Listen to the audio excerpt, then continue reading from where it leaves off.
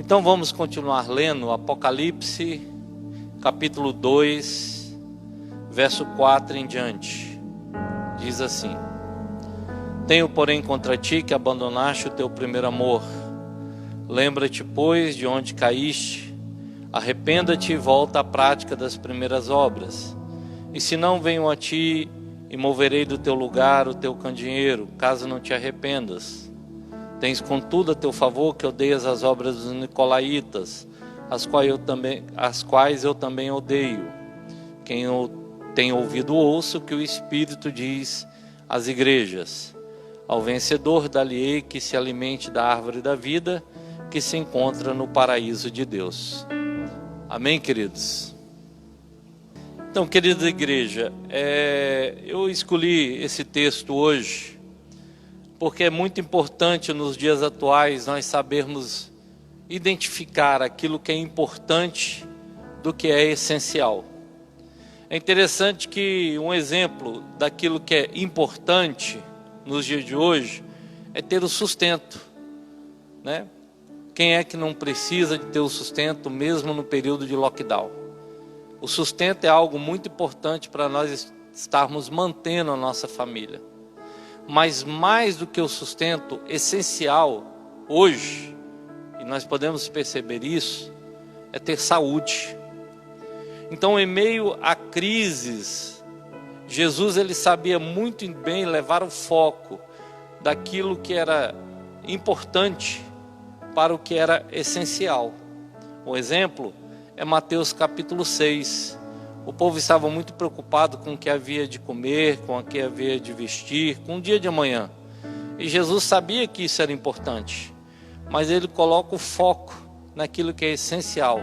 Ele começa a dizer para o povo: olha, busquem primeiro o reino de Deus e a sua justiça, porque isso é essencial, e as demais coisas vos serão acrescentadas.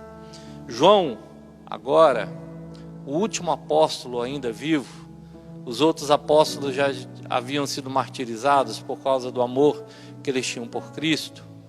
Ele foi lançado na ilha de Patmos pelo imperador Domiciano.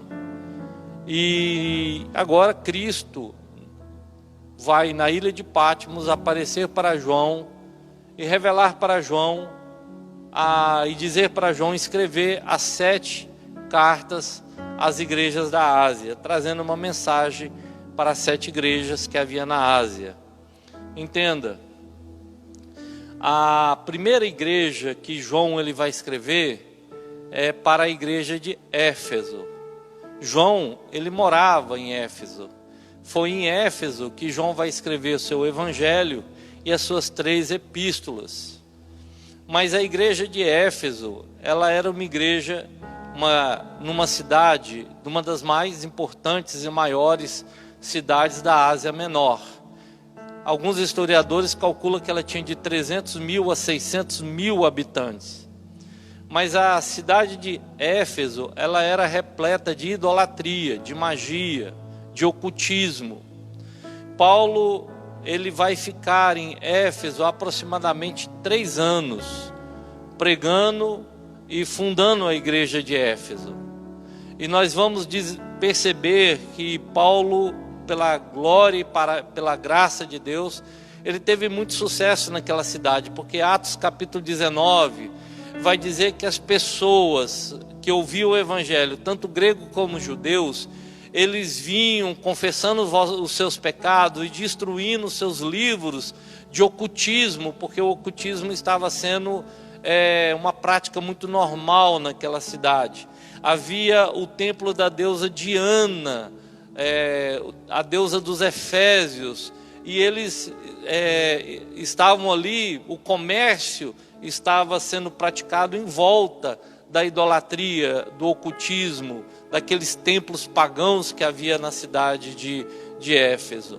Então Paulo ele fica ali quase 3 anos aproximadamente, ministrando a palavra de Deus, e a Bíblia diz que crescia poderosamente, no livro de Atos capítulo 19, crescia poderosamente a igreja naquela cidade.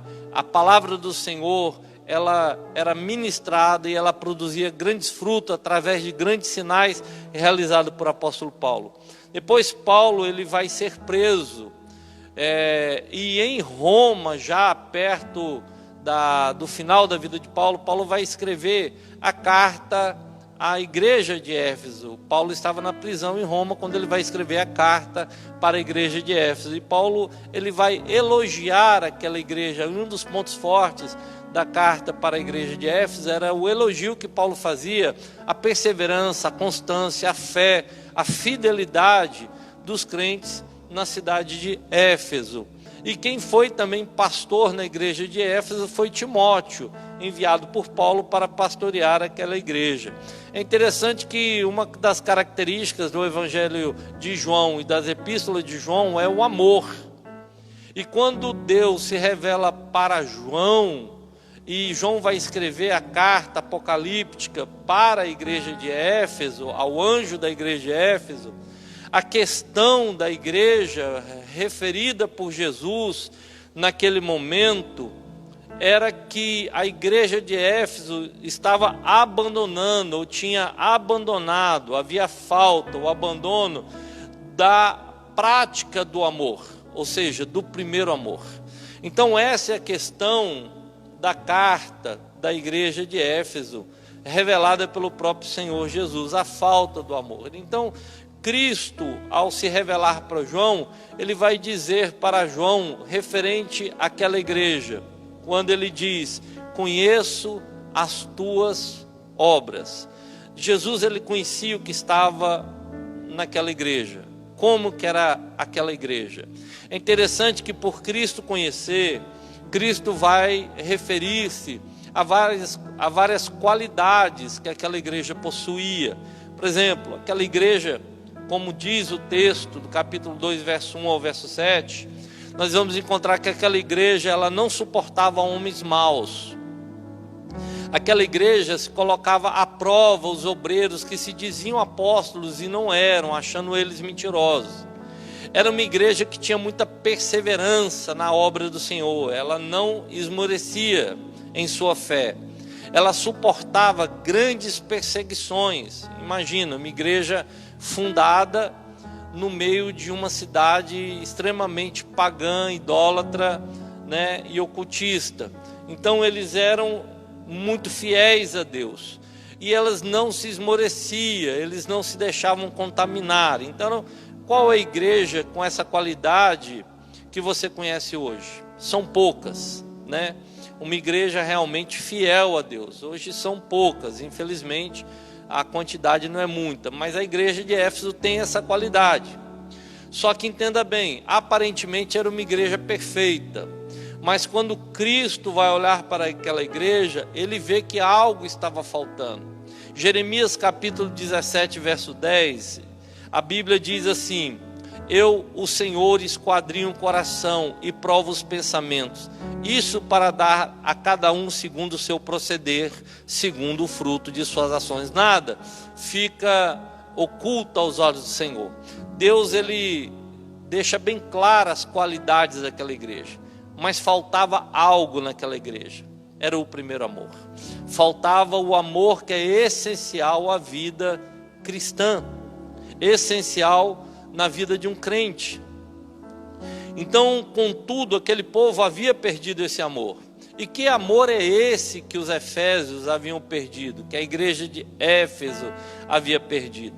Eu acredito que é o mesmo amor profetizado por Jesus em Mateus capítulo 24, verso 12, que diz assim: devido ao aumento da maldade, o amor de muitos esfriará. Eu acredito que é esse amor que nós estamos vendo dia após dia, o esfriamento. É o amor que nos diferencia como igreja. A igreja de Éfeso, por mais que ela tivesse grandes qualidades, faltava algo essencial. Não é que o amor ia substituir todas as outras qualidades, mas a qualidade que Jesus disse que estava faltando era o amor naquela igreja. Entenda, Jesus ele vai dizer o seguinte, Mateus 7,12: tudo, pois, quanto quereis que os homens vos façam, assim fazei-o vós também a eles, porque essa é a lei e o profeta. Logo depois de Mateus 7,12, Jesus vai falar um texto, uma palavra que é muito conhecida: entrai pela porta estreita. Amar os nossos inimigos, fazer o bem, agir de uma forma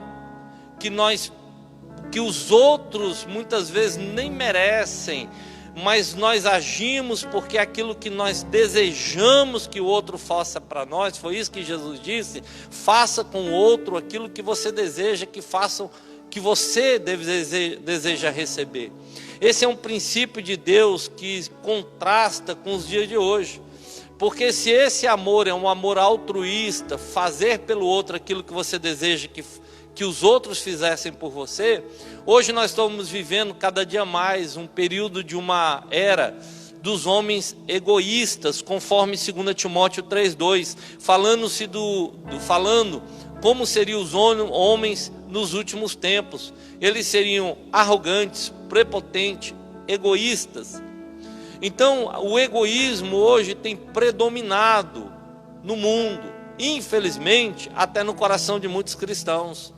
Porque o egoísmo, no dicionário português, ela tem uma definição que é o amor exagerado pelos seus próprios interesses. Como tem pessoas que têm um amor exagerado pelos seus próprios interesses, a ponto de esquecer do seu próximo. E isso entra em contraste com o amor que a Bíblia diz que a igreja tem que ter. Se a igreja tem que ter um amor altruísta, hoje existe um interesse egoísta. Entenda bem, as pessoas estão extremamente exigentes nos dias de hoje. Até os crentes dentro da igreja. Eles querem ser bem tratados, mas não tratam bem as outras pessoas. Eles querem ser servidos, mas não servem bem outras pessoas. Eles exigem um tratamento diferenciado, mas não dá um tratamento de qualidade a outras pessoas.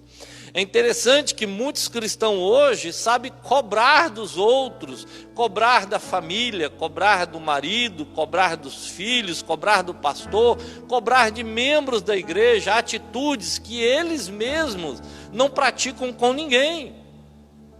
É um egoísmo desenfreado. E a Bíblia diz que o amor que move a igreja é diferente deste egoísmo. Não é você receber, é você dar, ainda que a pessoa talvez nem mereça. É você orar, ainda que a pessoa te persiga. É você abençoar, ainda que a pessoa tenha te amaldiçoado. É assim que nós nos tornamos filhos do Pai Celestial e amontoamos sobre nossa cabeça brasas vivas. Então este era o amor que a igreja estava perdendo. Este é o amor que a igreja muitas vezes está perdendo. Havia uma religiosidade, havia uma carteirinha de membro, havia um cartão de dízimo, tudo isso é importante.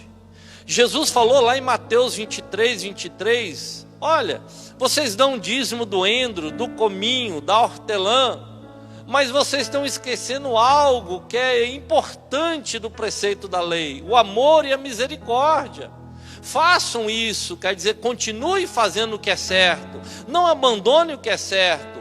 Você, igreja de Éfeso, vocês não suportam homens maus, bacana. Vocês não se deixam esmorecer, vocês são fiéis a mim, bacana. Mas inconsoante, referente ao amor ao próximo, vocês caíram, vocês esfriaram, vocês abandonaram esse amor. Façam isso agora, sem omitir as coisas boas que já eram a teu favor. Então essa é a ideia de Cristo trazendo a mensagem para a igreja de Éfeso. Então a igreja de Éfeso estava abandonando o amor. Em que área a igreja de Éfeso estava abandonando o amor? O amor ao seu próximo é um dos pontos principais, como eu já disse. Amor àquele que está junto de você, aquele que você tem condição de ajudar. Lucas capítulo 10, verso 25, diz assim: eis que certo homem, intérprete da lei, se levantou com o intuito de pôr Jesus à prova e disse-lhe: mestre, que farei para herdar a vida eterna? Então Jesus lhe perguntou: o que está escrito na lei? Como interpretas? A isso ele respondeu: amarás o Senhor teu Deus de todo o teu coração, de toda a tua alma, de todas as tuas forças e de todo o teu entendimento, e amarás o teu próximo como a ti mesmo. Sabe o que Jesus respondeu para ele? Falaste corretamente, faze isto e viverá. É interessante que aquele homem, intérprete da lei, querendo pegar Jesus, logo pergunta para Jesus: Jesus, quem é o meu próximo? A questão hoje de fazer o bem, de amar ao próximo é: quem é meu próximo? E Jesus, ele deixa bem definido, ele não isenta aquele homem de conhecer a verdade. E Jesus vai contar agora a parábola do bom samaritano. Ele vai começar a dizer agora que a misericórdia foi oferecida a um homem que estava à beira do caminho, machucado, caído, ferido, porque tinha sofrido um roubo e tinha sido deixado à beira da morte. E certo homem agora, samaritano, vai passar e cuidar daquele homem caído, aquele homem moribundo, vai cuidar dele. E Jesus disse: olha, o próximo então é todo aquele que necessita, todo aquele que precisa, que é carente da ajuda. A igreja, ela não pode se fechar dentro de quatro paredes. A igreja, ela tem que demonstrar ao mundo o amor cristão, a diferença que há em nosso coração. Porque se o mundo tem se fechado em si mesmo, tem sido cada dia mais egoísta, a igreja, ela tem que ser extremamente amorosa, mostrando ao mundo que há um povo que diferencia dessa terra, que é diferente dessa terra. É interessante que hoje as pessoas estão se limitando à bondade aos irmãos consanguíneos, aquele que mora o seu pai, a sua mãe, dentro da sua própria casa. E isso é limitado, porque até dentro dos próprios familiares a bondade e o amor têm sido escasso. É normal a gente ver pessoas passando dificuldade e o outro virando as costas. Mas é interessante, pensa bem, se eles estão limitando a bondade e o amor até para aqueles que são dentro do próprio lar, marido com a esposa, esposa com o marido, imagina com aqueles que são da igreja, que sentam ao lado, que participam da mesma live. É interessante que em Mateus capítulo 12, verso 9, chegaram para Jesus, perguntando para Jesus: Senhor, quem são teus irmãos e tuas irmãs? O Senhor diz: qualquer aquele que fizer a vontade do meu Pai, estes são meus irmãos, minhas irmãs e mãe. Jesus deixa claro que o parentesco agora não era consanguíneo, não era de nascimento, mas era para aqueles que obedeciam o pai dele.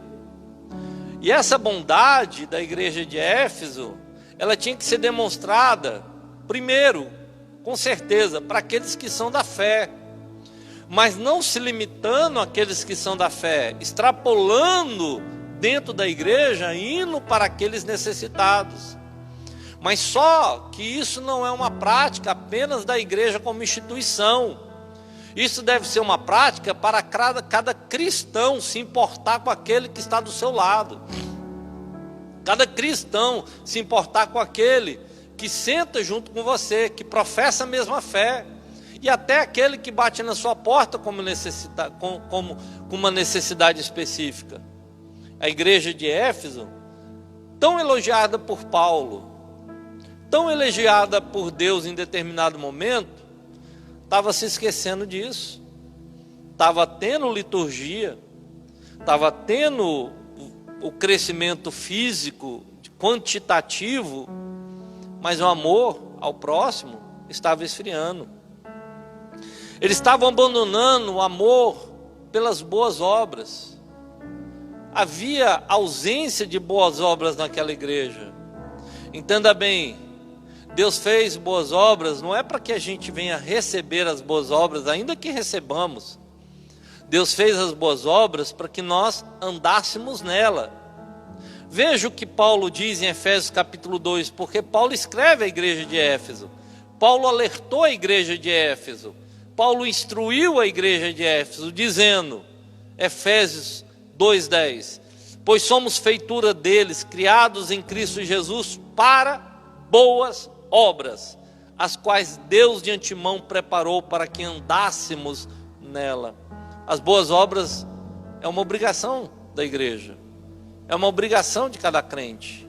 Aquele que está em Cristo anda em boas obras. A igreja de Éfeso estava se esquecendo dela. Interessante que hoje as pessoas veem e qualificam pessoas, profetas, porque profetizam, porque falam em língua estranha, mas o próprio Senhor Jesus, em Mateus capítulo 5, verso 16, diz que o homem cheio do Espírito Santo, ele pratica boas obras. Ele disse: assim brilhe também a vossa luz diante dos homens, para que vejam as vossas boas obras. Quando nós estamos brilhando, cheio do Espírito Santo, o mundo vê o que eu e você estamos fazendo. Eles reconhecem Cristo na nossa vida através das atitudes diferentes que nós temos, pelas atitudes que a igreja promove em favor aos necessitados. É verdade que nós precisamos construir templo, mas nós temos que valorizar e se importar com a necessidade do próximo que está ao nosso lado, chorar com aqueles que choram e nos alegrarmos com aquele que se alegra. Existem muitas pessoas dentro das igrejas passando fome, passando dificuldade, igrejas suntuosas que parecem gigantescas catedrais, mas que infelizmente a geladeira de muitas pessoas estão vazias, e as pessoas não se importam mais com isso. Elas estão extremamente egoístas, cada um cuidando do seu próprio interesse e não do interesse do próximo. Um homem e uma mulher cheia do Espírito Santo, ele importa com o irmão do lado, ele se importa, ele se envolve com o irmão, porque é corpo, é igreja, é membros, somos membros um dos outros. Paulo diz que as boas obras testificam Cristo, glorificam Cristo. Apóstolo Paulo, ele vai dizer que nós agora também podemos ser ricos diante de Deus. Como? Através das boas obras. Ele escreve a Timóteo, 1 Timóteo 6,18, dizendo que pratiquem o bem, sejam ricos de boas obras, generosos em dar e prontos a repartir, generosos em dar e pronto para repartir. É interessante que Paulo em 2 Coríntios 9 vai dizer que quanto mais nós repartimos, quanto mais nós damos, quanto mais nós praticamos a boa obra, aquele que é necessitado, mais Deus faz multiplicar a semente, para que tendo abundância em tudo, superabundez também em boas obras, para a glória do nome do Senhor. Deus, ele vê aquilo que a igreja está fazendo. Pedro, ele declara em 1 Pedro 2,12, mantendo o exemplar o vosso procedimento no meio dos gentios, para que naquilo que falam contra vós outros, como de malfeitores, observando em vossas boas obras, glorifiquem a Deus no dia da visitação. Sabe o que Pedro está falando? Diz assim: tem muita gente que taca pedra, tem muita gente que aponta o dedo para nós, mas as obras que nós vamos realizar, eles não vão conseguir negar as ações, os efeitos dela. Que as pessoas que estejam ao seu lado, igreja, possam ver. Talvez eles não creiam no mesmo Deus, talvez eles até te critiquem pela tua fé, mas vai ser inegável a glória que eles vão dar através da ação que você vai realizar. Isso é declarado por Pedro, dizendo que seja exemplar o nosso procedimento. Nós não podemos parar. É interessante que as boas obras nos diferenciam do mundo. O mundo, como eu disse, anda no egoísmo. Nós, diferente do mundo, andamos nas boas obras. Tito 3,14 escreve: agora quanto aos nossos, que aprendam também a distinguir-se nas boas obras, a favor dos necessitados. É tão interessante que muitas pessoas colocam seu coração sentindo-se satisfeitos por receber. A gente deveria ficar satisfeito pelo dar, pelo repartir, porque é isso que nos torna diferente, é isso que nos torna servos do Senhor.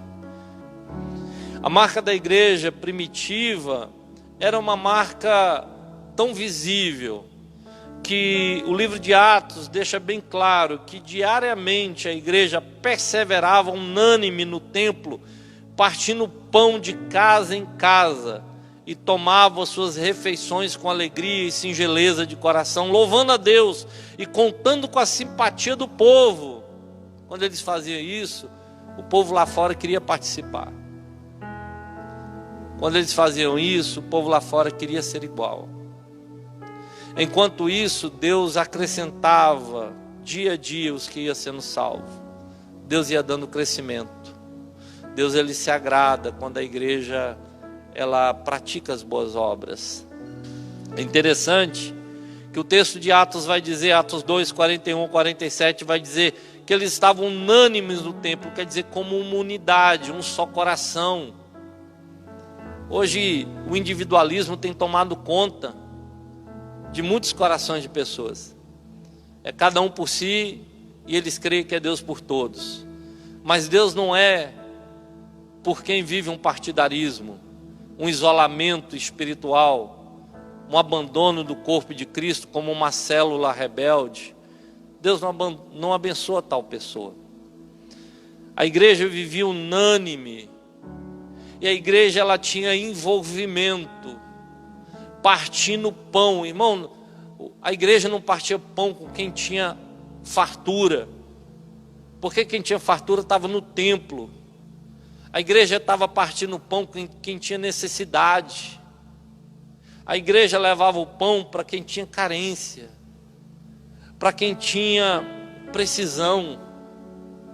Hoje as pessoas estão conectadas nos seus grupos com 50, 100 pessoas, e alguns ainda dão bom dia e boa tarde, mas uma maioria não pergunta como é que está, porque não quer se envolver. A igreja primitiva ela se envolvia a ponto de entrar dentro da casa, de ver o que a pessoa estava precisando, de se interessar com o que ela estava comendo, de levar o que ela própria tinha dentro do seu lar.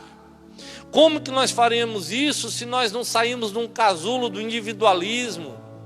Como que nós faremos isso se você não passar novamente a se importar com alguém?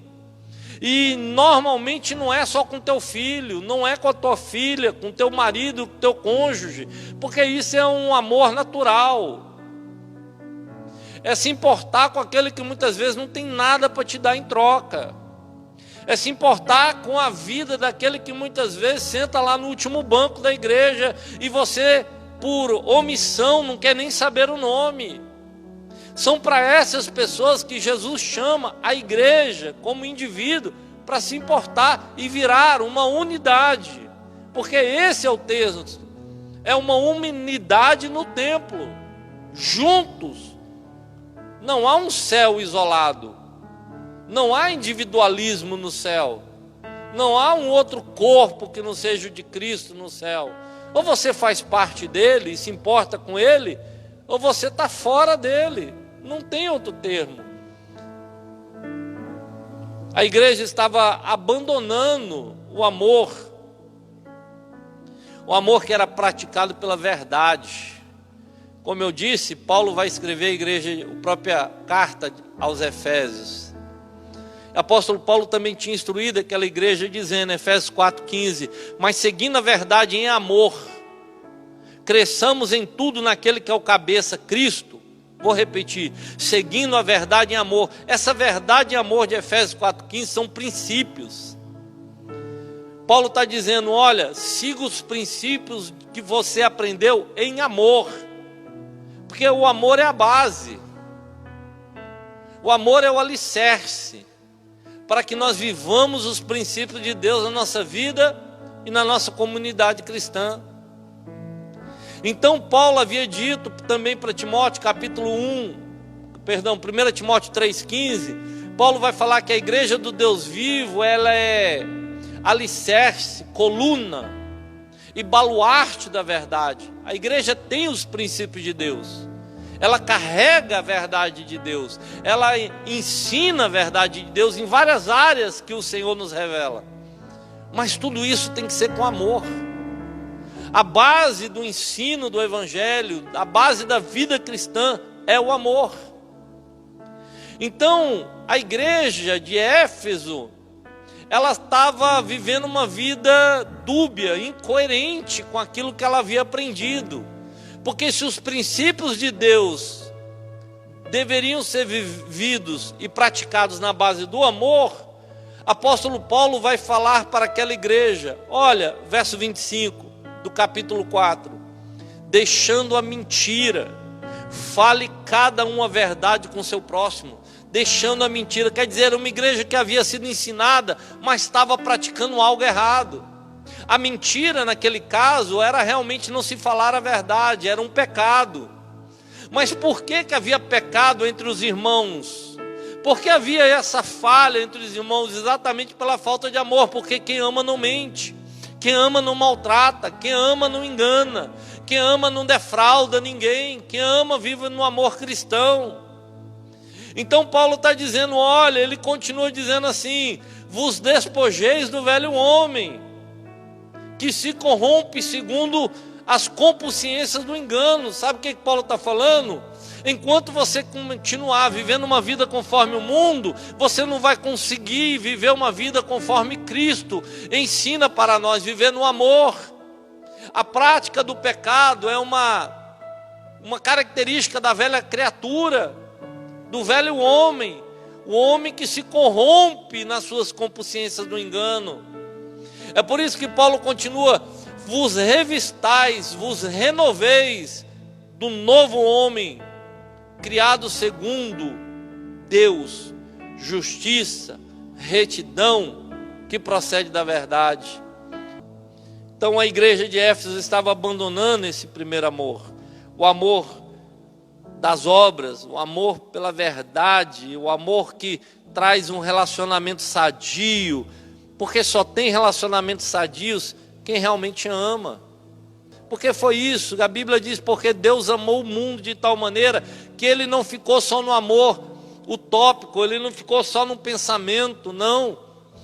Ele colocou esse amor em prática, dizendo que Deus deu o seu Filho, entregou seu Filho na cruz do Calvário, para que todo que nele crê não pereça, mas tenha vida eterna. Nosso amor, ele tem que extrapolar as letras de uma página, o pensamento filosófico, sair de um conto e passar para ser um amor prático. A igreja de Éfeso, ela estava perdendo esse amor, é por isso que o Senhor diz para aquela igreja, tenho contra ti que abandonaste o teu primeiro amor. Mas era uma igreja fiel, era uma igreja que se afastava do pecado, era uma igreja que tinha membresia, a igreja que tinha um bom pastor. Mas Deus vê a individualidade de cada irmão. Quando Deus olha a vida de cada irmão dentro daquela igreja, estava faltando algo. Uma igreja que vive no amor é uma igreja que perdoa. Como eu disse, relacionamentos saudáveis são construídos através de um amor verdadeiro. Por que tem tanta briga? Por que tem tanta contenda, tanta discórdia? Pela ausência do amor verdadeiro. Entenda, Paulo ele escreve para a igreja de Éfeso, instruindo a igreja de Éfeso, escreve lá de Roma, quando ele está preso, instruindo aquela igreja dizendo, antes sejam um para com os outros benignos, compassivos, perdoando-vos uns aos outros, como também Deus em Cristo vos perdoou. Perdão é a marca do amor, perdão é a marca daquele que ama.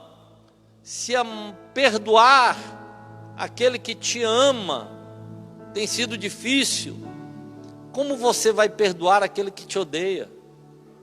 Se perdoar aquele que te ama tem sido tão traumático, tão difícil, porque o coração está cheio de mágoa, raiz de amargura, que as pessoas estão com dificuldade de perdoar a seu próprio cônjuge, que é uma carne com você.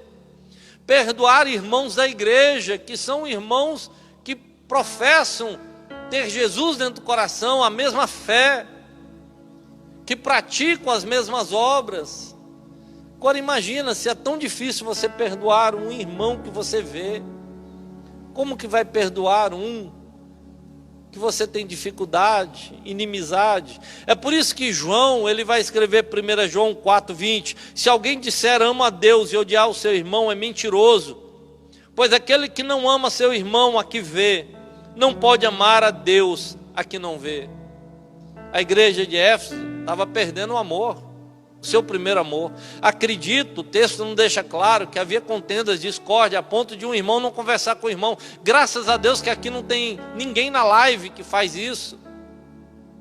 Porque Mateus capítulo 18 diz, se teu irmão pecar contra ti, vai arguí-lo tu e ele.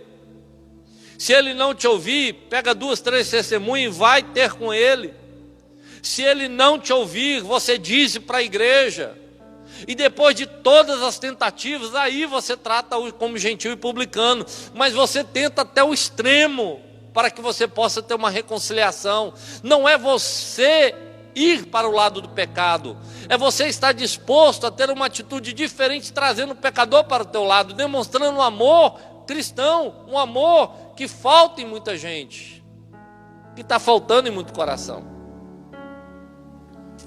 É por isso que Jesus, ele pede para aquela igreja algumas coisas que são muito difíceis.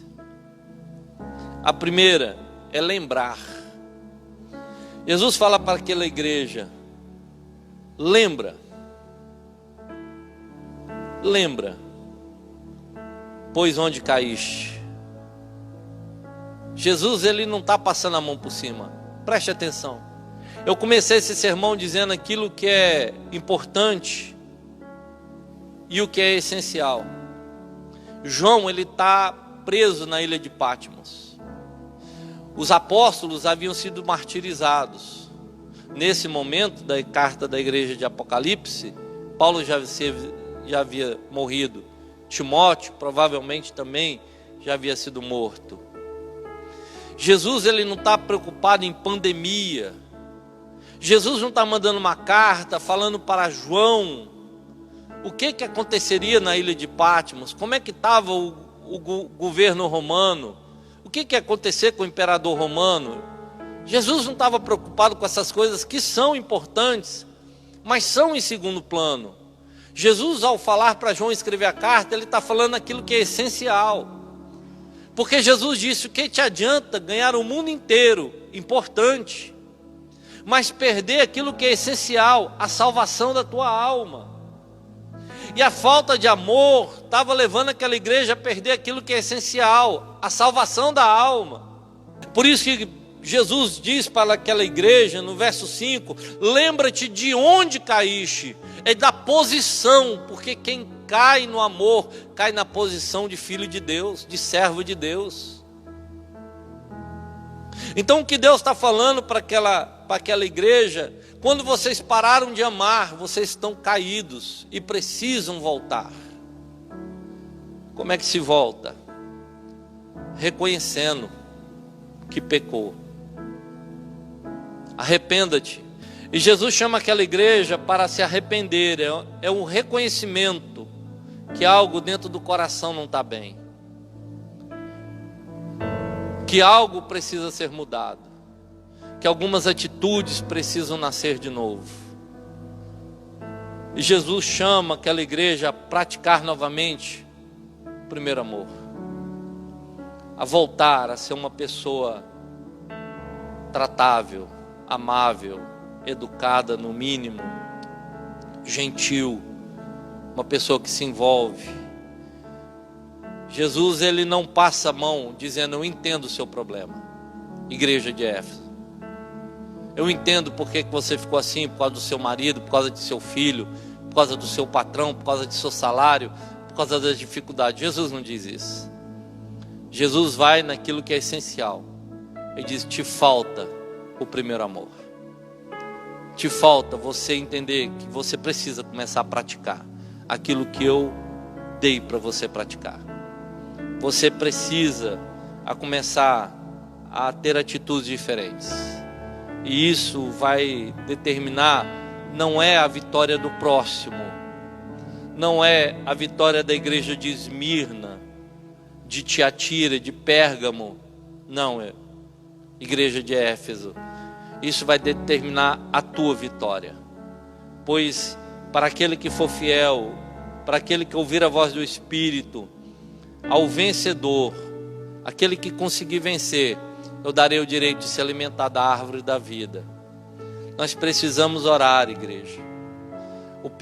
A pior doença que tem atingido o mundo é o egoísmo, é o esfriamento espiritual no amor. A falta de amor de pai com filho é sinônimo de sinais da vinda de Cristo, dos últimos dias. Mas é algo que nós temos que combater veementemente, de uma forma muito severa. Nós temos que combater a falta de amor, de interesse pelo próximo, a falta das boas obras, a falta da verdade em amor, princípios em amor. Pastor, sei a Bíblia inteira, mas não ama o próximo. Sei a Bíblia inteira, mas não tem comunhão com ninguém. Dizimo fielmente, mas não trata bem a ninguém. Não sustenta, não auxilia, não socorre, não se interessa por ninguém. Que essa palavra possa trazer um despertamento em você. Que essa palavra possa fazer de você um instrumento na mão de Deus. Que você possa rever princípios e conceitos da sua vida. Este é o desejo, porque isso é essencial. Que você reveja princípios e conceitos da sua vida. Que você passe a praticar aquilo que nós fomos feitos. Como Paulo disse para a igreja de Éfeso, fomos feitos por Deus, em Cristo, para as boas obras.